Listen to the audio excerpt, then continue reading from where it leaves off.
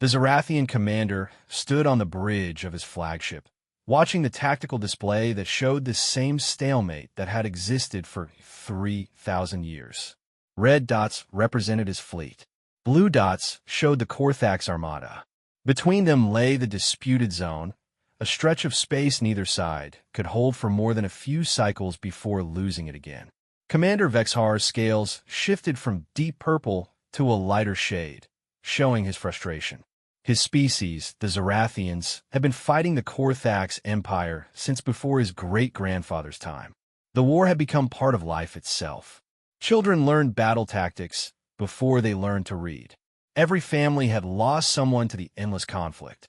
"Sir, the Korthax are moving their 7th Fleet toward the Helios Junction," reported his tactical officer, a younger Zarathian whose scales still held the bright green of youth.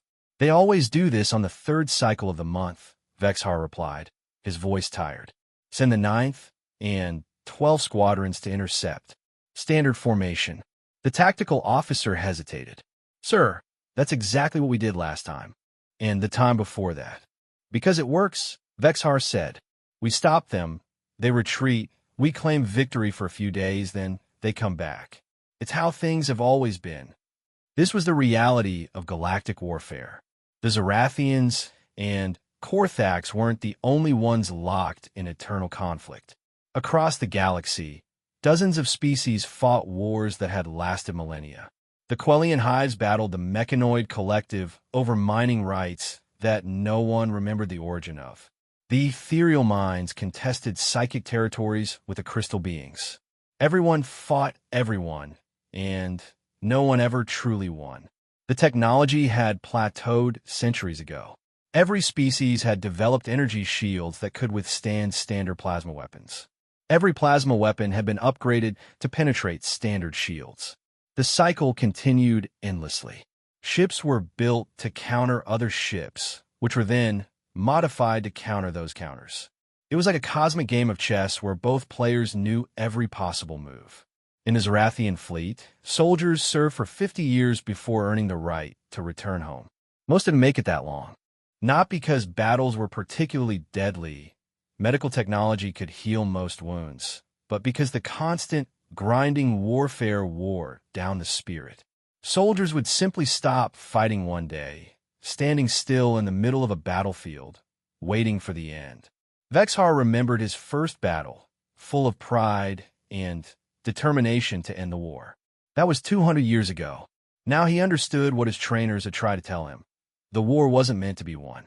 It simply was like gravity or the speed of light. The Korthax had a saying, "War is the galaxy's heartbeat." The Zarathians said, "Peace is the dream of fools." Every species had similar expressions. They had fought for so long that most had forgotten why the war started. Ancient databases held fragments of information about trade disputes, colonization rights, or diplomatic insults, but these reasons had long ceased to matter. On the planet Kepler 442b, archaeologists had discovered ruins of a civilization that predated all current galactic species. The ruins showed evidence of warfare, too. It seemed conflict was written into the very fabric of the universe. Species rose, fought, fell, and were replaced by new species who continued the cycle. The galactic economy had adapted entirely to perpetual war.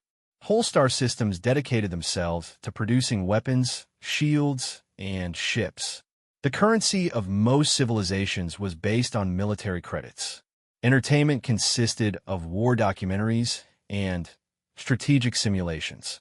Even art and music carried themes of conflict and battle. Children across the galaxy grew up playing with toy soldiers and miniature starships.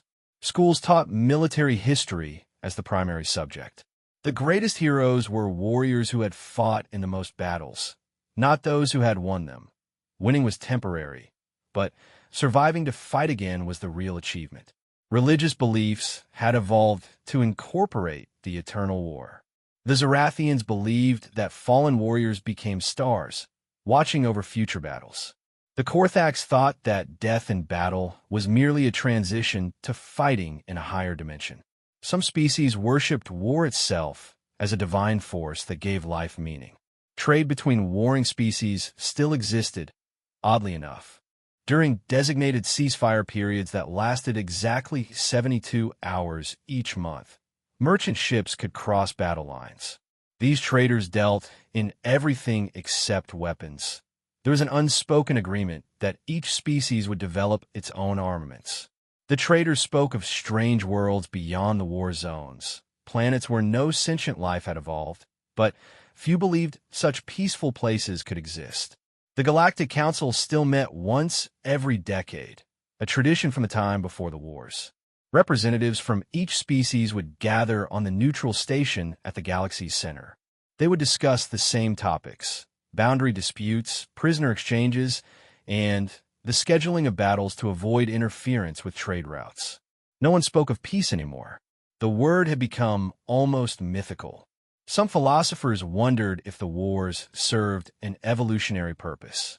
Perhaps conflict prevented stagnation, keeping species sharp and advancing, even if that advancement was purely military. Others suggested that without war, the various species would have nothing to unite them, no common purpose. War had become culture, identity, and meaning all rolled into one. Medical technology had advanced to the point where soldiers could be rebuilt from almost any injury. Cybernetic replacements were common. Some veterans had been fighting for so long that they were more machine than biological. They were called the Eternal Warriors, and they were both respected and pitted. The psychological effects of endless war were studied, but never solved.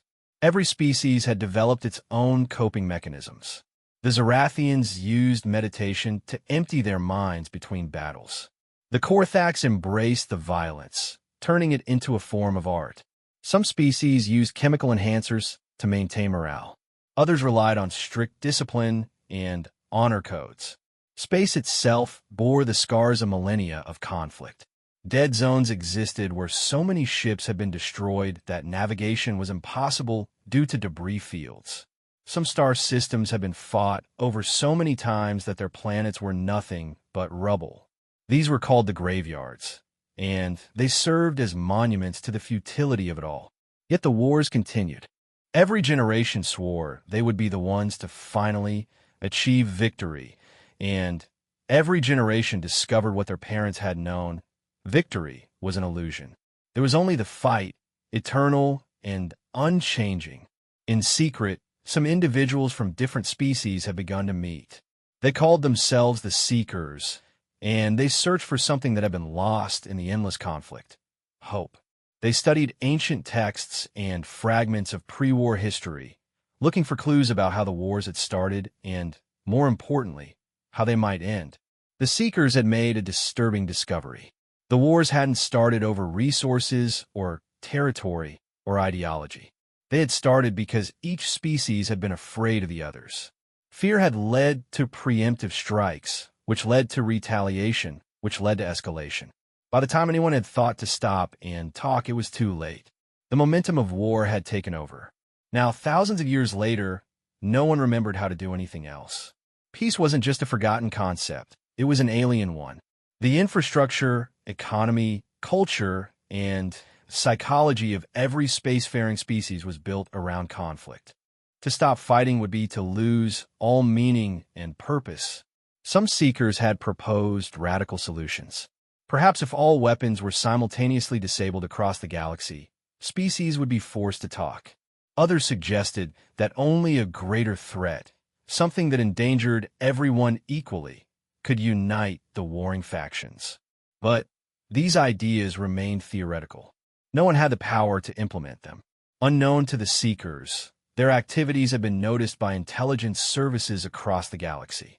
But instead of stopping them, most agencies simply monitored them. The idea of peace was so absurd that the Seekers were seen as harmless dreamers rather than real threats. Some intelligence officers even secretly sympathized with them, tired of the endless cycle themselves. On a small moon orbiting a gas giant in an unremarkable system, a Zarathian scientist named Krivor made a discovery that would have shocked the galaxy if anyone had paid attention. While studying ancient star charts, she found evidence of signals from outside the galaxy. The signals were artificial, clearly made by intelligent beings, but they were unlike anything from any known species. Krivor spent years analyzing these signals. They contained mathematical concepts, physical constants, and what appeared to be cultural information. Most surprisingly, they contained no evidence of warfare. The beings who had sent these signals seemed to have achieved something impossible, a civilization without conflict. She tried to share her findings, but no one was interested. The military dismissed her work as irrelevant to the war effort. Academic institutions were too focused on developing new battle strategies. Even the Seekers were skeptical, having been disappointed too many times before. But Krivor continued her work in isolation.